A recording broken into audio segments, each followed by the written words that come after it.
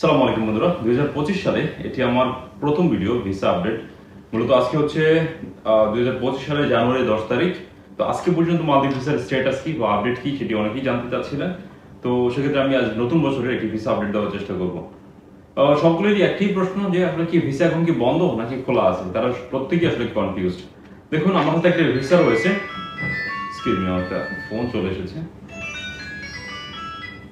হয় না, সো আমার হাতে একটি ভিসার কপি রয়েছে, দেখতে পাচ্ছেন। সো আসলে ভিসা তো বের হচ্ছে এখন, ঠিক আছে। আপনারা আসলে অরিজিনাল ভিসা কিভাবে চিনবেন, এখানে দেখেন বাংলাদেশ এম্বাসির একটি সিল দেওয়া আছে, প্লাস আমাদের যে হাই কমিশনার রয়েছে ওনার একটি সিগনেচার সহ এখানে দেওয়া রয়েছে। তো এটির মাধ্যমে আপনারা বুঝতে পারবেন যে এটি অরিজিনাল ভিসা। তারপরে আরেকটি স্টেপ রয়েছে, সেটি হচ্ছে যে আপনারা অনলাইনে ভিসা নাম্বারটি দিয়ে আপনারা অনলাইনে চেক করতে পারবেন যে ভিসাটি কি আসলে অরিজিনাল নাকি ডুপ্লিকেট। সেটি কিভাবে চেক করবেন সেই বিষয়ে আমার এই চ্যানেলে একটি ভিডিও আপলোড করা রয়েছে। সেটির মাধ্যমে সেই ভিডিওটি ফলো করে আপনারা যদি স্টেপ বাই স্টেপ ফলো করেন, তাহলে আসলে আপনারা ভেরিফাই করতে পারবেন যে ভিসাটি কি আসল নাকি নকল।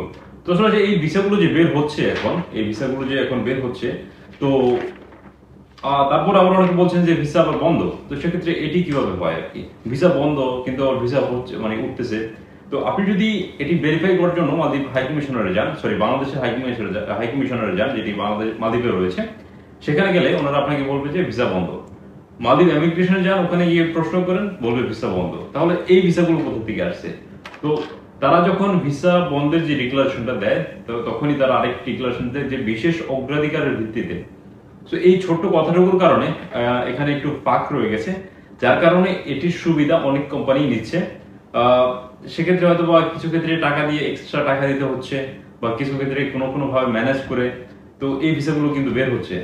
তো এখন যেগুলো বের হচ্ছে এগুলো কিন্তু সম্পূর্ণ কিন্তু কোম্পানির ভিসা নয়। বেশিরভাগ ক্ষেত্রে আমরা যেটি দেখতে পাচ্ছি যে আসলে এক জায়গায় আসছে এবং অন্য জায়গায় কাজ করছে, যেটি সম্পূর্ণ অবৈধ। যাই হোক, তারপরেও যারা সরাসরি কোম্পানির ভিসা পেয়েছেন সেটা তো তাদের জন্য খুবই লাকি বিষয় যে তারা পেয়েছেন।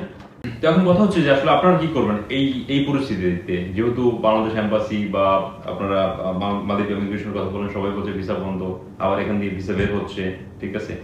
এইসব এখন কিন্তু অনেকগুলো ভিসা বের হচ্ছে, এবং আমার ভিউয়ারদের পক্ষ থেকেও আমি এই বিষয়টি অবগত হয়েছি যে তারা অনেকেই ভিসা পেয়েছেন।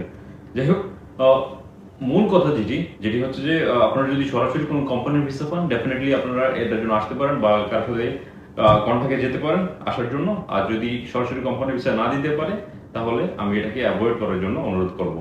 তো এই ছিল মালদ্বীপ ভিসার সর্বশেষ আপডেট আমার কাছে। অবশ্যই পরবর্তী আপডেট আসার সাথে সাথে আপনাদের সাথে সেটি শেয়ার করার চেষ্টা করব। আজকের ভিডিও এখানে শেষ করছি। শেষ পর্যন্ত সাথে থাকার জন্য আপনাদের সকলকে জানাই অসংখ্য ধন্যবাদ। এবং আরেকটি কথা বলে রাখি, যারা আসলে সাবস্ক্রাইব করেননি, আপনারা চাইলে আমার চ্যানেল সাবস্ক্রাইব করে সাথে থাকতে পারেন। আমি আমার চ্যানেলে মালদ্বীপ রিলেটেড বিভিন্ন ধরনের তথ্যমূলক ভিডিওগুলো শেয়ার করে থাকি।